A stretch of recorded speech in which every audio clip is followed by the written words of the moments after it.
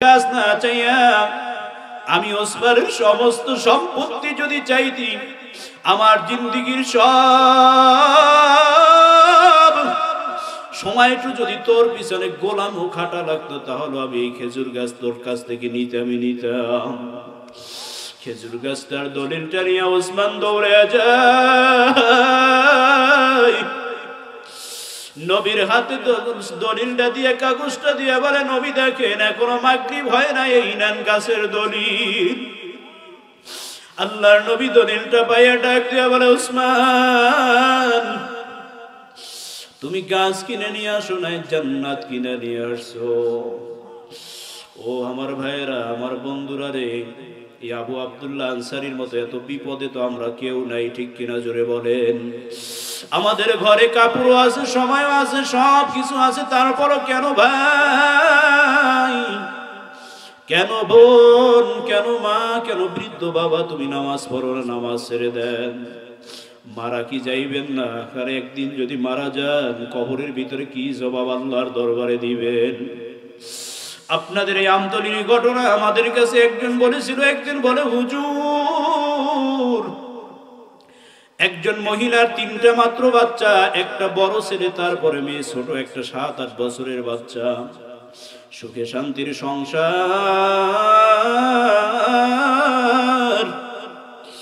মহিলা রান্না বান্না কইরা নিয়ে আসছে, দুপুর বেলা খাবার খাবে, ঠিক তার আগ মুহূর্তে তিনি স্ট্রোক করছে। সরাসরি তাকে আমতলী হাসপাতালে নেওয়া হলো। আমতলী হাসপাতাল থেকে তাকে রেফার করা হয়েছে বরিশাল শেরেবাংলা মেডিকেল কলেজে নেওয়া হয়েছে। 3 দিন পরে খবর আসছে মহিলা দুনিয়ার ভিতরে নাই। মহিলাকে যখন বাড়িতে নিয়ে আসা হয়েছে, বড় ছেলেটা একটা মা বইরা চিৎকার মাইরা বেহুশ হইয়া পইরা গেছে। মা গো, খাবার রান্না করলাম আগো, কিন্তু এখনো তো ওই খাবার আমরা খাইতে পারি নাই। মাগো তুমি দুনিয়া থেকে বিদায় নিয়ে চইলা গেলা রে মা, কাকে আমরা মা বইলা ডাক দিব? মেয়েটাও ঘরের ভিতরে অসুস্থ হইয়া পইরা গেছে। মহিলারা মেয়েটাকে সান্ত্বনা দেয়, জানাজার ব্যবস্থা হয়ে গেল। আসরের পরে পরে মহিলাকে মাগরিবের আগে আগে দাফন দেওয়া হয়ে গেল। উপস্থিত লোক ডাক দিয়ে বলতেছিল, হুজুর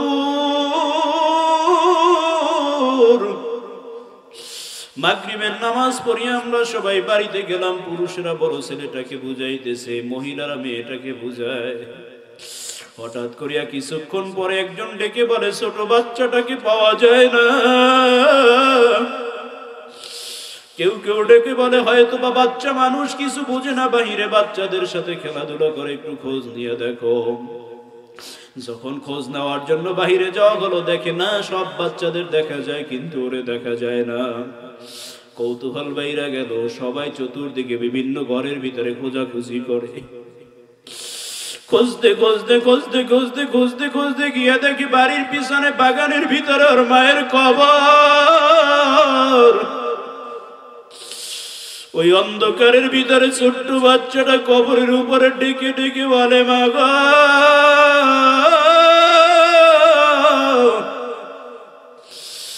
ভাই এত বড় হয়ে গেছে, বিবাহ করেছে, তোমারে বইলা থাকতে পারবে মা? আপারও বিয়া হয়ে গেছে, আপাও শ্বশুর বাড়ি চইলা যাইবে মা।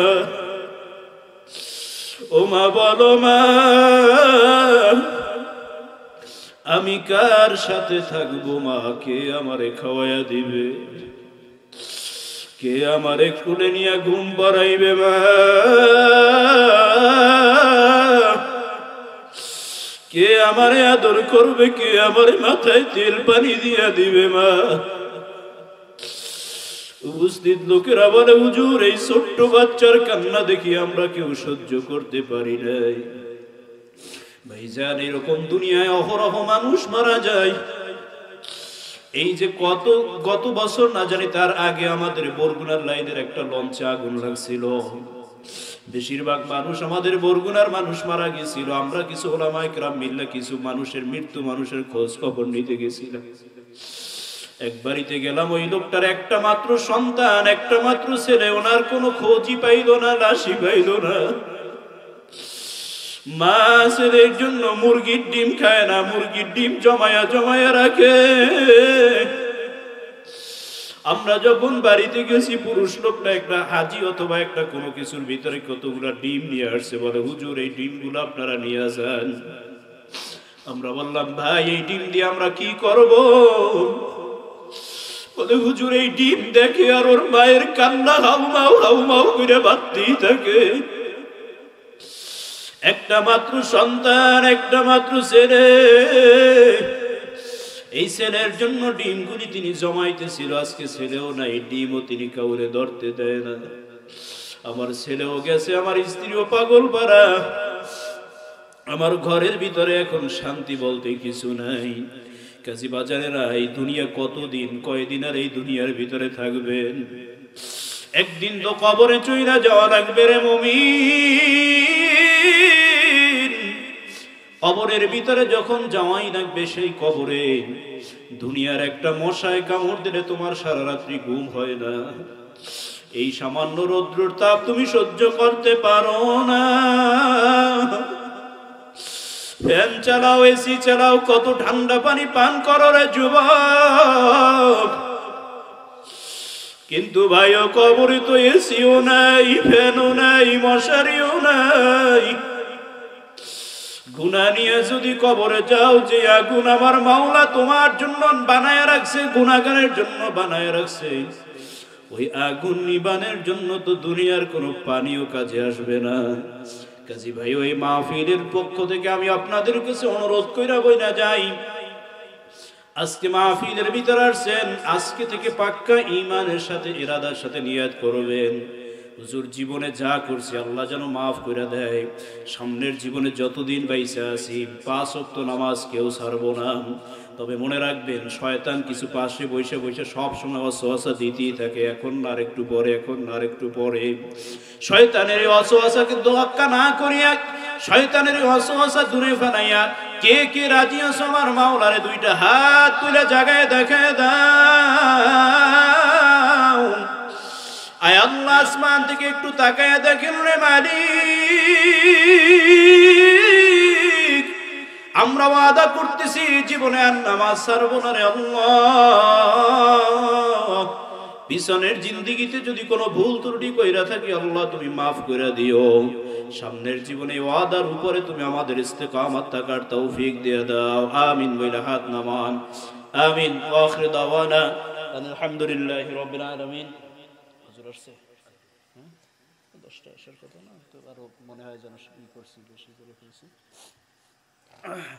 আল্লাহ পাক আমাদের যে কথাগুলি হয়েছে ভাঙাচোরা, এই কথাগুলির ভিতরে আমল করার তৌফিক দান করুক। বাকি জিন্দেগিতে ভাই আল্লাহ পাক আমাদের এই কথাগুলির উপরে যদি কোনো ভুল কথা হয়ে থাকে, সেটা আমার পক্ষ থেকে, ভুল কথাগুলিকে আল্লাহ পাক আমাদের জেহেন থেকে বাইর করে দিয়া ভালো কথাগুলির উপর আমাদেরকে আমল করার সুযোগ দান করুক। সবাই বলেন আমিন।